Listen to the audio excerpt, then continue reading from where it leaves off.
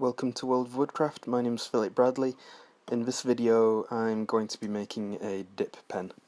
So here I've got a piece of walnut that I've just squared off.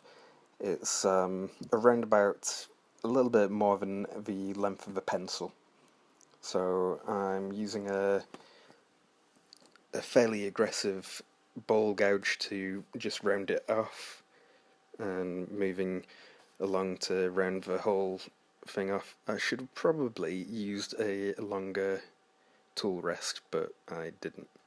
So I'm taking it off and putting on a chuck instead of the stab center that I was using, and I'm using the key in order to tighten it to the lathe. What I'm doing here is I'm centering the wood using the live center, and I'm drilling out using a Jacob's chuck with a 7mm drill bit. The 7mm drill bit fits this brass tube which came with the dip pen kit. Roughing the surface just so that glue can adhere to it. I'm using super glue, CA glue, just to glue it all together, and I'm going to insert it using a pencil, just so I don't have to get any of the CA on my fingers. And now I'm just starting to shape the pen a little bit.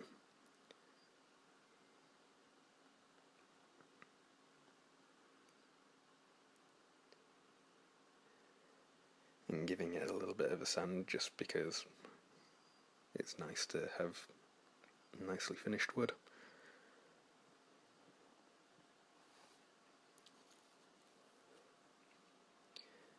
So for quite a little while now I'm just going to be making a shape that I find is quite nice to hold. I've made a couple of dip pens now, and this wibbly wobbly shape is a pretty good design. It fits well in the hand. Later on you'll see that I test it with actually putting it in my hand. Different people have different sized hands, so you're probably best off making slight adjustments based on your unique preferences.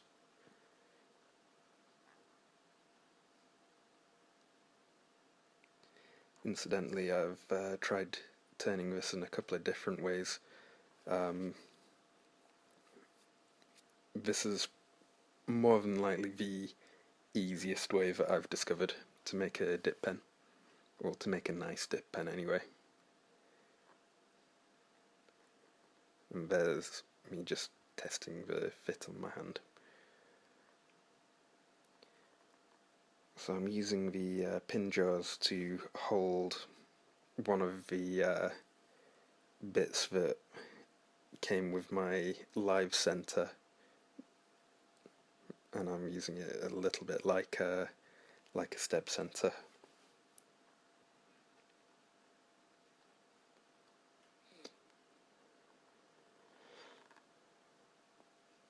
And now I'm just starting to shape the rest of it.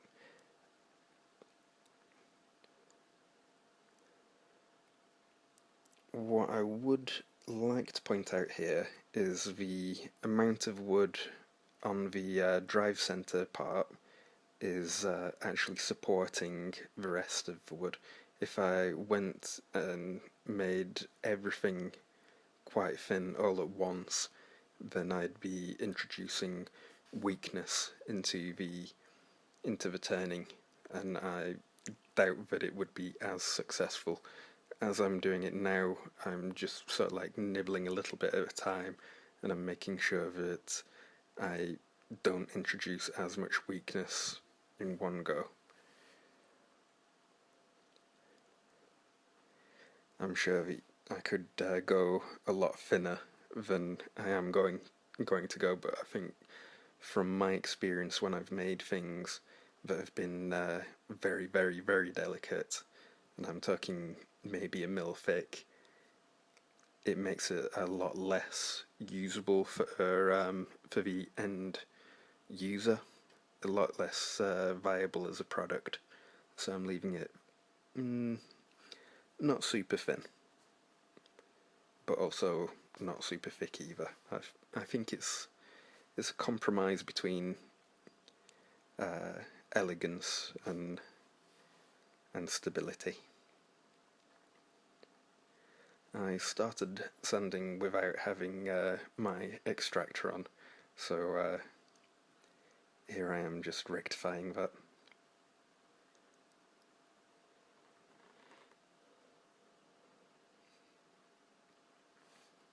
I bought one of the little boxes of 5 different types of grit of sandpaper, and I find it a little bit useless. I suspect that I got a little bit of a cheap version of that product, and it seems to run out of grit. The sandpaper doesn't seem to be as effective. So I'm using one of my favourite finishes at the moment, and with a previous video of mine I applied the CA glue. Super glue is one of my favourite finishes at the moment because it's very hard wearing, it doesn't take a long time to set. But I applied it using my finger before, and a lot of people said that it wasn't the best application method, and after doing a little bit of research I absolutely 100% agree with them that it's not the best application method, and over time it can cause a real nuisance. So I've stopped doing that. Instead I'm using just some blue paper towel in order to apply it. Of course, if I'm keeping the glue moving, so if it doesn't set straight away, and after 1 or 2 layers, I can sand it away. Well, not sand it away, but sand it flat for if I've introduced any unevenness to it.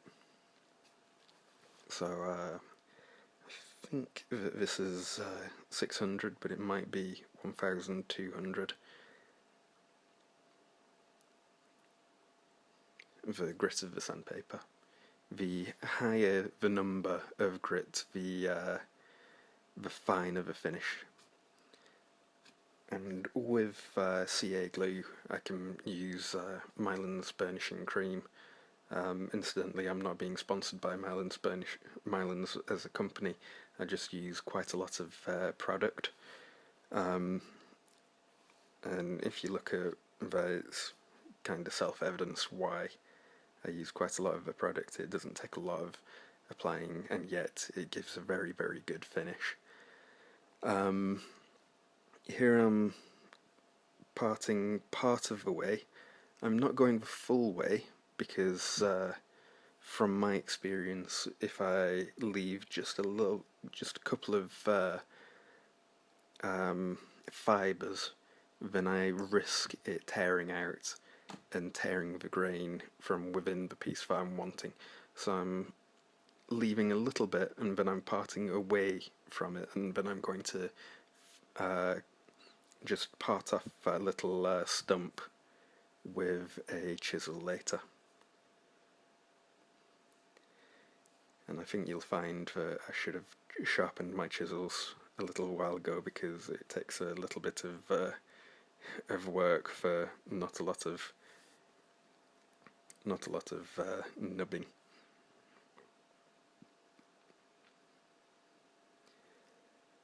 Ordinarily my chisels are razor sharp, and as you can see by a little bit of fur on my arms, I've not been using my chisels to shave the hairs off my arm. And for the little bit of the back and the little bit of the front, I'm just sanding and then using the CA. The CA I'm also using as a sanding sealer as well.